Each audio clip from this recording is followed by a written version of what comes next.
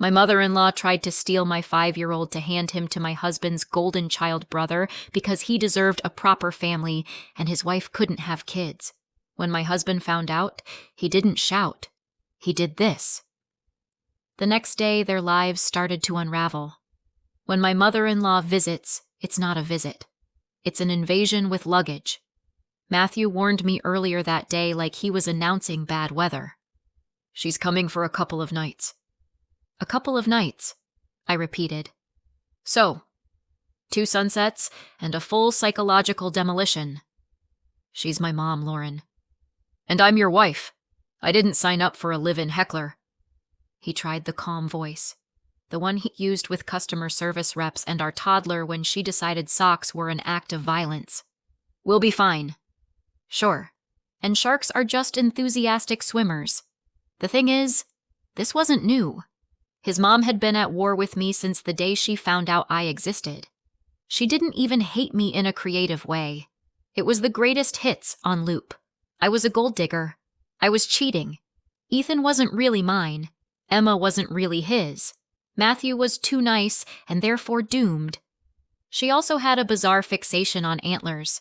She loved hinting my husband had them, like she thought humiliation was a family heirloom. Matthew's dad never joined in. He was quiet, gentle, the kind of man who apologized to furniture when he bumped into it. He missed the kids. He missed birthdays. He missed everything because his wife ran the family like a gated community. And Matthew? Matthew had spent his whole life being the other son. Ryan, the older brother, was the golden child. The one who was going places. The one who could do no wrong. Matthew was the spare. His mom had never said it like that, of course. She didn't need to. She'd just say things like, Ryan always knew how to handle life, while staring right at Matthew as if he was a stain.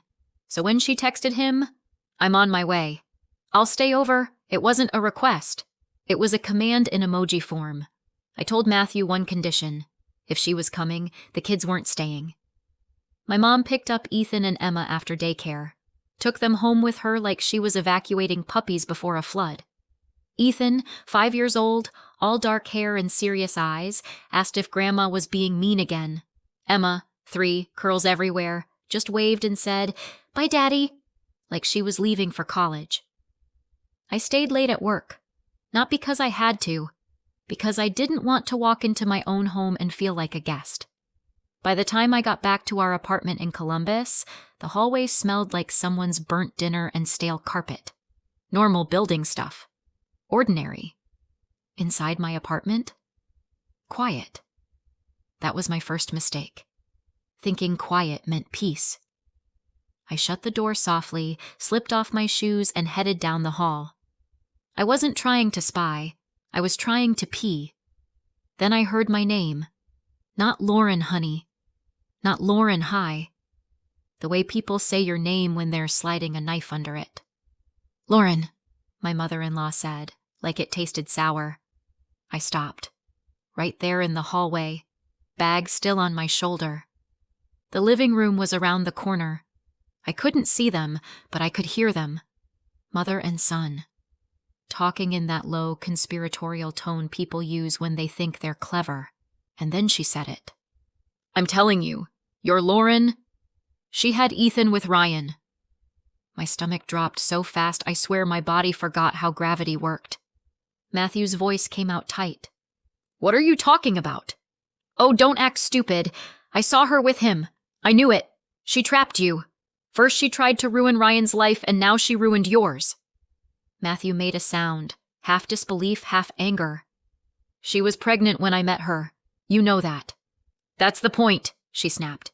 She needed a man. A good man. A gullible man. I didn't breathe. I just stood there, listening to someone rewrite my life like she owned the copyright. And then she pivoted. Not back to insults. Forward. To a plan. They can't have a baby, she said. Ryan and Madison, years of trying. Nothing. And you know Madison's father, he's not going to wait forever for grandchildren. My brain snagged on the name Madison, Ryan's wife. I'd never met her. I'd seen one photo once, years ago, Glossy hair, perfect smile, the kind of woman who looked like she'd never had to beg a landlord for an extension. My mother-in-law continued, voice rising with excitement like she was describing a bargain deal. So why should they suffer? Ethan is right there. He's old enough, he's healthy, he's already potty trained. No diapers, no ruined figure. Just a ready-made boy. My nails dug into my palm. Matthew finally spoke like he meant it. Mom, stop. Don't you dare tell me to stop, she hissed. I'm trying to fix things. Ryan deserves a son. And I don't? Matthew said quietly. That silence after his question was loud. Then she did what she always did. Dismissed him. You have Emma. You can have another one. Lauren seems to pop them out whenever she wants. I felt something hot and sharp crawl up my throat. Matthew's voice went colder. You're talking about my son. She laughed once. Not kindly. Your son. Sure. That's what we're calling him now. And then, like she'd been holding this part back for the right moment, she lowered her voice. This is what we do, she said. We go to family court. Ryan files for paternity. The court orders a DNA test. Once he's legally established as the father, we push for custody. Matthew's breath hitched. Custody? He's never even met Ethan. Details, she snapped. That's what lawyers are for, and you're going to help. I'm not. Oh, yes, you are, she cut in. You'll testify that Lauren is unstable, that she yells, that she dumps the kids on her mother, that she's unfit. I actually blinked, because the audacity was almost impressive. Matthew's voice cracked. Lauren is a good mother. My mother-in-law made a dismissive noise. A good mother who sent her kids away today. See? I already know. Don't worry. I'll write it all down for you. What to say. How to say it. Courts love a calm, concerned husband. She was talking about me like I was an enemy nation, and about my child like he was a transferable asset. I finally moved. One step forward. Floorboard creaked. Silence. Then Matthew spoke, softer. Lauren? I rounded the corner. They were sitting on the couch like this was casual family bonding. His mom had her handbag beside her, like she'd settled in, like she belonged. Her face brightened the second she saw me. That fake smile snapped into place so fast it should have earned her an award. Oh, she said. Lauren, you're home. Get out, I said. She blinked. Excuse me? You heard me. Matthew stood up like his body had decided before his mind caught up. He looked wrecked, like someone had opened a trapdoor under everything he believed about his family. Lauren. I held up a hand. Not at him. At her. You don't get to sit in my living room and plan to steal my child, I said. You don't get to call me unstable while you're actively plotting kidnapping with paperwork. Kidnapping? She scoffed. Don't be dramatic. Dramatic is showing up uninvited with luggage, I said. This is criminal. She shot Matthew a look that said, handle your wife. He didn't. Instead, he said, in a voice I'd never heard from him before. Flat, firm. Mom, leave. Her mouth actually fell open. Matthew, now. She stood slowly, like she couldn't believe her feet were obeying. Then came the tantrum. She called me names. She called me a manipulator. She called me things I won't repeat because I'm trying to keep the story monetizable. She tried guilt. After everything I've done for you. Matthew didn't flinch. You've done nothing for me except make me feel small. That did it. She grabbed her bag, marched to the door, and turned back with the kind of smile you see right before someone says something unforgivable. You'll regret this, she said. I will still get that boy where he belongs. And then she left. The door shut. The apartment went still. Matthew stared at the spot she'd been standing like he expected her to reappear and say it was all a joke. It wasn't. He turned to me, eyes glassy. Lauren, did you know? I didn't even know she was this insane, I said, voice shaking. But no, I didn't know anything about your brother. I didn't know she'd been sitting on whatever this is. Matthew sank onto the couch like someone had unplugged him. Then he looked up, and I saw the switch flip. Not rage, not drama. Resolve. We're not waiting, he said. For what? For her to start calling people. For Ryan to show up. For CPS to knock on our door because my mother decided she's the Department of Family Services. He took his phone out, thumb moving fast. I'm calling a family law attorney in the morning, he said. And we're starting the step-parent adoption for Ethan. Official. Legal. Locked down. My heart slammed. Matthew, I've wanted to do it, he said quietly. For a long time. I didn't push because I thought... He swallowed. I thought my family would calm down. I thought my mom would eventually stop. He let out a humorless laugh. My mom doesn't stop. She escalates. I sat next to him. My hands were shaking so hard I had to press them between my knees. I'm sorry, he said, like he'd personally invited the devil to dinner. I don't care about your mom, I said. I care about Ethan. Matthew nodded. So do I, he said. And I'm done being the son who stays quiet. That night, I barely slept. Not because I was scared of court, because I finally understood something I'd been missing for years. My mother-in-law hadn't hated me for fun. She'd hated me because I was a threat to her carefully arranged lie. I didn't plan to be a single mom. I planned to be a normal person with normal problems, like choosing paint colors and forgetting to defrost chicken. Then I met Ryan. He showed up like a romance novel cliché. Nice car, perfect smile. Accidental run-in that didn't feel accidental. He offered me a ride once. I declined. He parked anyway and walked me home like it was charming instead of calculated. He was charming. That's why it worked. He asked questions. He remembered details. He sent flowers just because. When you grow up with a father who treats kindness like weakness, attention feels like oxygen. I fell hard, and it wasn't until later, much later, that I noticed the pattern. He never took me to public places where someone might recognize him. He never introduced me to friends. He never spent holidays with me. He always had an excuse. Work, family, travel, stress. At the time, I told myself it meant he was busy. Now I know it meant he was hiding. When I got pregnant, the mask didn't slip. It shattered. He didn't panic. He didn't cry. He didn't even look surprised. He just said, very calmly, like he was discussing a parking ticket, "You're not having it." I stared at him. "Excuse me?" "You heard me." "I'm pregnant," I said. "It's not a group project." His jaw tightened. He didn't want a baby.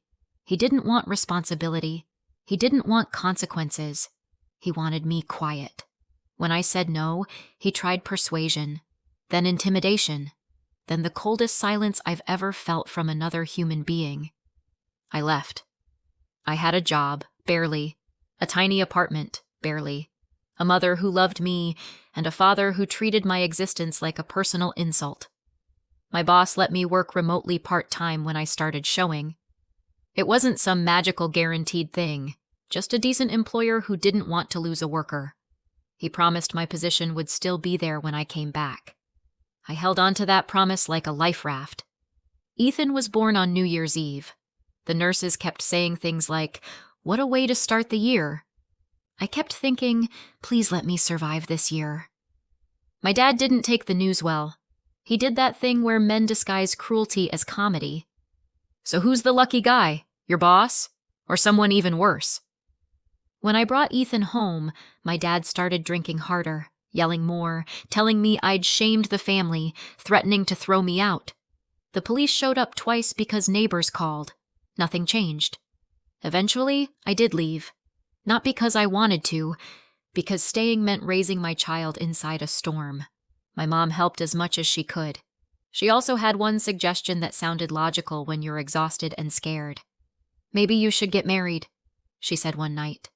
Not for love, for safety, for stability, for a roof that couldn't be ripped away on a drunk man's whim.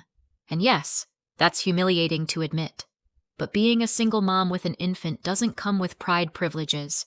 It comes with survival math. Then I met Matthew. It wasn't instant fireworks. It was something better. Consistency. He didn't flinch at the stroller. He didn't ask where Ethan's father was like it was a criminal background check. He made a bottle without being asked. He showed up when he said he would. And when Ethan toddled over one day and grabbed Matthew's finger, Matthew didn't freeze. He smiled. Like it mattered. When we got married, my mother-in-law's hatred turned from passive to obsessive. She didn't just dislike me. She wanted me erased. I didn't know much about Ryan anymore. I hadn't seen him since the day I walked away. Matthew didn't talk about him either. Not really. Whenever Ryan's name came up, Matthew's shoulders would tighten, like his body remembered old bruises. His mom, on the other hand, talked about Ryan constantly. Ryan's promotions, Ryan's house, Ryan's vacations, Ryan's perfect marriage. It was always Ryan and Madison, said with this reverent tone, like Madison was proof their family was finally respectable. I assumed Madison was simply rich. Later, I learned she wasn't just rich. She was the CEO's daughter. The reason Ryan had a corner office. The reason he drove the car that made people nod approvingly. Madison wanted a baby. Ryan wanted an image. Those wants do not match. Madison tried everything. Specialists, clinics, hope dressed up as appointments. When it didn't work, she started talking about adoption. That's what my mother-in-law couldn't tolerate. To her, adoption wasn't a family. It was a failure. So Madison compromised. She started volunteering. Not at an orphanage, because that's not really how it works here, but with a nonprofit that supported foster placements and families in crisis. Donation drives, supply bundles, reading programs. Sometimes she spent evenings at a children's hospital program, holding babies who needed comfort. She wanted to practice being needed. Her father hated it. Her husband mocked it. My mother-in-law tolerated it because she thought it was a phase.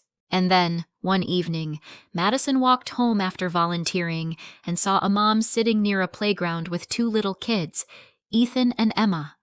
My kids. Madison told me later she stopped walking without realizing she'd stopped. Because it looked like something she'd been trying to reach for, something warm and ordinary and real. She approached and said something like, "Sorry, you're a beautiful family." I did what most moms do when a stranger compliments your children. I smiled politely while mentally reviewing self-defense options. Madison introduced herself. Ethan, who has never met a social boundary he respected, introduced himself too. "I'm Ethan," he said proudly. Madison froze for half a second. Because Ethan has Ryan's face. Not maybe. Not a little. Enough that if you see it once, you can't unsee it. And then Matthew walked up. Madison recognized him from photos. She hadn't met him before. She hadn't met me. She hadn't met our kids. Because every time she asked about Matthew's family, my mother-in-law changed the subject like it was a stain. Madison waved and made small talk. She left politely when her phone rang. And then she called her husband. Ryan. She told him she'd met Matthew and his wife and the kids near their building. There was a pause on the line, long enough to feel heavy. Ryan tried to sound normal. "Why were they there?" "I think they live there," Madison said, confused. "They were walking from daycare. Their son is adorable. He looks a lot like you, actually." Ryan laughed too fast. "That's because he's my nephew," he said. Madison, still hopeful, still kind, said, "We should all have dinner. A real family dinner. I want to know them. It's weird that we've never met." Ryan's stomach probably fell through the floor because what she was describing was his worst nightmare. His wife, his mother, his father-in-law, his ex, his child. All in one room, he tried to distract her. He tried to flirt. He tried to push the conversation off a cliff and drive away. And Madison, stubborn in a way people mistake for naive, kept talking about how nice it would be. Ryan didn't sleep that night. Neither did I, because while Madison was discovering a puzzle piece, my mother-in-law was packing her next move. The morning after my mother-in-law got kicked out, Matthew and I sat at our kitchen table with coffee we didn't drink. Ethan and Emma were still at my mom's. Safe. Matthew called a family law attorney, left a message, called another, booked a consult. Then the next thing happened, exactly like Matthew predicted. A knock at the door. Not my mother-in-law. A woman with a badge and a clipboard. A social worker. CPS. Someone had reported concerns about our household. Neglect, emotional instability, unsafe environment. The list sounded suspiciously like my mother-in-law's vocabulary. The social worker was polite, professional. She asked to see the kids. I told her they were at my mother's house. I offered the address. I offered my mom's phone number. I offered daycare records, pediatrician info, immunization schedules. Because here's the thing, if someone is trying to burn your life down with bureaucracy, you don't show them emotion. You show them binders. Matthew stood beside me the whole time, calm as a locked door. The social worker looked around, noted we had food, beds, toys, clean clothes, no bruises, no screaming. She asked gentle questions. I answered gently. When she left, she said, "I don't see anything concerning here, but I do recommend you document everything. Keep records. If there's a family conflict, sometimes these reports are retaliatory." I almost laughed. "Sometimes," she said. After she left, I sat down and put my head on the table. Matthew rested a hand on my back. "She's starting," he said. "Good," I said, voice muffled against the wood. "Because now I know what it looks like, and I can fight it." That day, our attorney explained the reality. Ryan could file a paternity action, a court could order genetic testing, but custody wasn't automatic, not even close. And the step-parent adoption, if we moved fast, would build a legal wall around Ethan that my mother-in-law couldn't climb with rumors alone. Then the attorney added the part nobody likes to hear, but everybody needs. "We'll have to formally notify Ryan," she said. "If he agrees, he can sign consent and we move forward. If he fights it, we'll have to prove he abandoned the child, no support, no relationship, no involvement, or the court won't terminate his rights." Translation. Paper was going to matter. A lot. "It won't be instant," the attorney said, "but we'll start. And we'll also talk about a protection order if she escalates physically." Physically. I didn't like that word. It sounded like a warning. A few days later, I opened my door and found Madison standing there. No makeup, hair pulled back, jeans and a hoodie. Not the glossy photo version, just a woman who looked like she hadn't slept. "Hi," she said carefully. "I'm Madison." Matthew stepped into view behind me. His posture changed immediately, protective, tense. Madison lifted her hands slightly, palms out. "I'm not here to take anyone," she said fast. "I swear, I need to understand what's happening." I stared at her, and something in my anger shifted. Because this woman looked like someone had pushed her into a story she didn't consent to. "Come in," I said. We sat at the kitchen table, the same table that had become my war room. Madison's eyes flicked around the apartment like she was memorizing details, like she was trying to figure out if we were monsters. "I met you the other night," she said softly. "Your kids, Ethan and Emma." I nodded. "And then your mother-in-law showed up at my house," she continued, voice tightening. "She told me things." Matthew's jaw clenched. Madison swallowed. "She said you're unstable," she said. "That you're trying to trap my husband's family. That you're keeping Ethan away from his real father." I didn't interrupt. I let her say it. Because sometimes you need to hear the lie out loud to understand how bold it is. Madison's eyes filled. "I didn't believe her," she whispered. Not fully, but I started thinking about Ethan's face. And then I couldn't stop thinking. Matthew leaned forward slightly. Madison, he said carefully, did Ryan ever tell you he had a child? Her lips parted. She shook her head once. No, she said. He said he didn't want kids. Ever. There it was. I took a breath. Then I told her the truth. Not dramatically, not with crying, with facts. Ryan and I, years ago. Pregnancy, his demand, my refusal, his disappearance. Madison listened like someone watching a floor collapse in slow motion. When I finished, she stared down at her hands. So he knew, she said. He knew this whole time.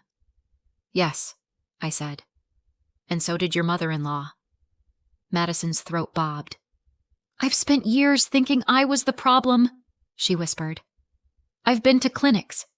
I've been told to be patient, to relax, to stop stressing. And he had a child already. Matthew spoke quietly. My mom wants Ethan because it's convenient, he said, not because she cares. Madison laughed once. It was small and broken. She told me she wanted a grandbaby so badly, Madison said. She acted like she was on my side. Matthew's expression didn't change. My mom is always on her side, he said. She just borrows other people's pain when it helps. Madison wiped her face. I need to talk to Ryan, she said. Matthew stood. I'll be here, he said. But maybe don't do it alone. Madison shook her head, already rising. I've been alone in this marriage for a while, she said. I just didn't know it. She left. And less than an hour later, Ryan showed up. Ryan's knock was firm, like he owned the hallway. Matthew looked through the peephole and went still. He's here, he said. I didn't ask who. I already knew.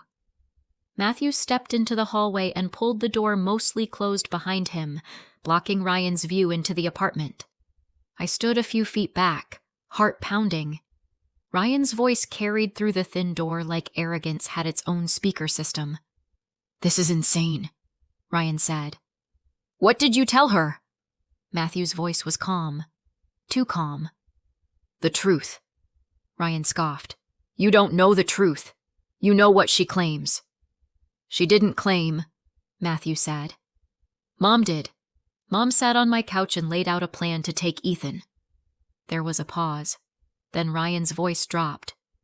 Look, Mom gets carried away. You know how she is. Matthew laughed once. Dark. I do. That's why you married up and left me to deal with her. Ryan's tone sharpened. Don't turn this into sibling therapy. Madison is upset. Her dad is upset. You have no idea what you've just done to my life. Matthew's voice stayed steady. You did it to your life, he said. You did it when you walked away from Lauren. You did it when you lied to your wife. Ryan exhaled. Then he did something that sounded almost like desperation. I can fix it, he said. I can talk to Madison. I can calm her down. You just need to not interfere. Matthew didn't answer right away. When he did, his words were quiet but sharp. Do you love her? Silence. Ryan didn't say yes. He didn't say no. He said, She's my wife. Matthew's voice turned colder. If she's just your ladder, leave her alone, he said. But if you actually love her, fight for her. Apologize like you mean it, and stop letting Mom run your life. Ryan made a frustrated sound. You don't understand what I'm up against. Matthew finally snapped. Oh, I understand, he said. You're up against consequences. Another pause. Then Ryan said low, What about Ethan? Matthew's answer came without hesitation. He's my son. Ryan's voice tightened. Biologically, don't, Matthew warned. Don't you dare reduce him to biology when you've been absent his whole life. Ryan's breathing sounded heavier. Then softer, he said, "I never wanted kids." Matthew didn't soften. "Then you should have used protection," he said. Ryan fell silent. After a beat, he said, "Where is Madison?" Matthew's voice changed, protective, firm. "She's safe," he said. "And you're not seeing her tonight." Ryan swore under his breath. Then he left. Matthew came back inside and locked the door. I stared at him. His hands were shaking slightly. "You okay?" I asked. He exhaled. "No," he said. "But I'm done." That night, Madison texted me one sentence. "I'm at a friend's house. I filed for divorce." I didn't reply right away. I just stared at the screen until my eyes blurred. Because the lie wasn't just crashing our family, it was taking down theirs too. The next day was supposed to be boring. Kids at daycare, work, pickup, dinner, normal. Madison was staying with a friend a few blocks from our building. Earlier that morning, she'd texted me, "If you're okay with it, I'd like to talk later, somewhere outside, somewhere public. I just need air." I told her we'd figure something out. My mom picked up Ethan and Emma and walked them back toward our building. The kids were laughing, talking about finger painting and snack time like the world wasn't on fire. They were 10 feet from the lobby when my mother-in-law stepped out from behind a parked car. My mom told me later it was like watching a trap spring. My mother-in-law grabbed Ethan's arm and yanked him toward her. "Come on," she snapped. "You're going where you belong." Ethan screamed. My mom grabbed his other hand. "Let go!" my mom shouted. "What are you doing?" Emma started crying so hard she hiccuped. My mother-in-law tried to peel Ethan away like he was tape. My mom looked around wildly. People were there, but people freeze. People pretend not to see. People hate getting involved. Then my mom did what you do when you're out of politeness and into survival. She yelled, "Help! She's trying to take my grandson!" A woman on a bench near the playground turned and ran. It was Madison. My mother-in-law saw her and instantly her face changed. That syrupy, affectionate mask slid back on. "Maddie!" she cried, like this was a sweet family reunion. "Oh, honey, thank God you're here." Madison didn't slow down. She stepped between them, eyes sharp. "Let go," she said. My mother-in-law laughed nervously. "I'm just—" "Let go," my mother-in-law's smile twitched. Madison's voice didn't rise. It didn't need to. "Police are already on the way," she said. "And if you don't let him go, you're going to be explaining to an officer why you were physically pulling a screaming child off a sidewalk." My mother-in-law's fingers loosened. Ethan jerked free and clung to my mom, shaking. My mother-in-law turned on Madison, furious. "You ungrateful little—" Madison cut her off. "I filed for divorce," she said, loud enough for everyone nearby to hear. "I packed Ryan's things. I dropped them at your place. He didn't even ask why. Because he already knows." My mother-in-law's face went white, then red. Then she did what she always did when cornered. Blame. "This is Matthew and Lauren," she spit. "They poisoned you against us." Madison's eyes didn't leave hers. "No," she said. "You did." A patrol car rolled up. Then another. An officer approached. Another spoke with my mom. Another looked at Ethan, still trembling, and asked gentle questions. My mother-in-law started talking fast. Too fast. About being a grandmother. About family. About misunderstandings. The officer's expression didn't change. He asked one question that mattered. "Did you have permission to take the child?" My mother-in-law froze. Because she didn't.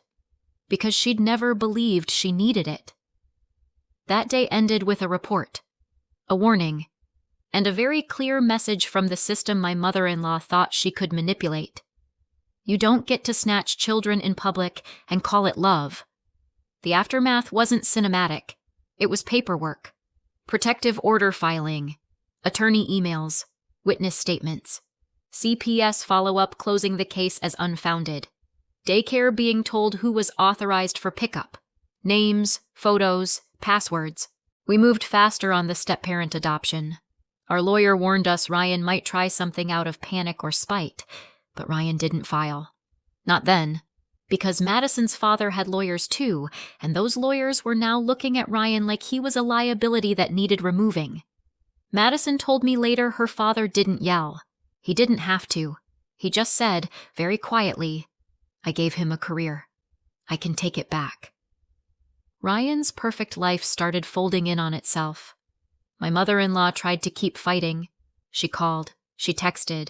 She left voicemails that sounded like threats wrapped in religious concern. Matthew blocked her.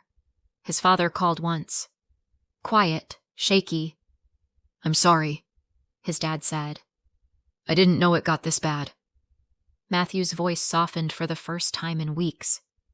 "I know," he said. "You just let her run everything." His dad didn't deny it. "I miss the kids," he whispered. "You can see them," Matthew said. "But if you bring her, if you even hint at her plans, we're done." His dad agreed. And for the first time in Matthew's life, he set a boundary his mother couldn't bulldoze. As for my mother-in-law, her public grab for Ethan didn't just get her in trouble. It cracked her.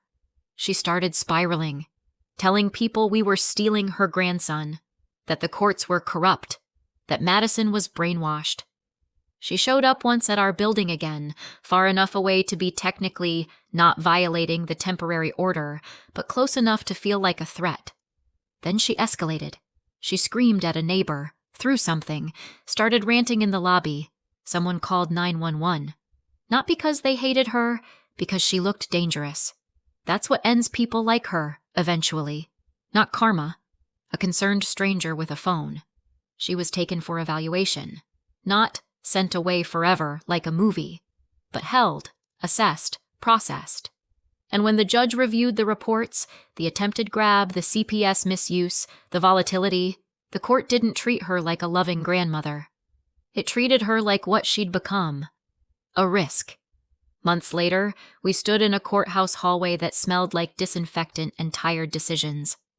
Ethan clung to my hand, wearing a tiny button-down shirt my mom bought like this was picture day. Matthew looked like he was about to either cry or punch a wall, possibly both. When the judge signed the final order, it wasn't emotional in the room. No swelling music, no applause, just the scratch of a pen and the sound of something becoming official. Matthew became Ethan's legal father. On paper. In real life, he'd been that for years, through fevers, nightmares, daycare drop-offs, and the 1,000 small moments that build a family. But paper matters when people like my mother-in-law exist. We walked out. Ethan asked, "So, you're really my dad?" Matthew crouched down so he was eye level. "I've been your dad," he said. "Now the court agrees." Ethan nodded like that made sense. Then he smiled and ran ahead, dragging Emma behind him like she was a reluctant sidekick. I exhaled. Not relief. Something deeper. The feeling of finally locking a door you didn't realize had been open. Madison sent me a photo a few weeks later. A small apartment. Boxes. A coffee mug that said start over like it was trying too hard. Her message was simple. I thought I needed a baby to feel like a family. Turns out I just needed the truth. Ryan disappeared from our orbit after that. Lawyers handled what people like him always handle with lawyers, consequences they didn't expect. My mother-in-law never apologized. Of course she didn't. Apologies require self-awareness. She did, however, learn something. Not empathy, not humility. Just the hard American truth she couldn't bully her way around. Family isn't who claims you. Family is who protects you. And this time, that was us. Thanks for watching. If this story hit close to home, give it a like, subscribe for more, and drop a comment. Have you ever had to set boundaries with family? I'd love to hear your perspective.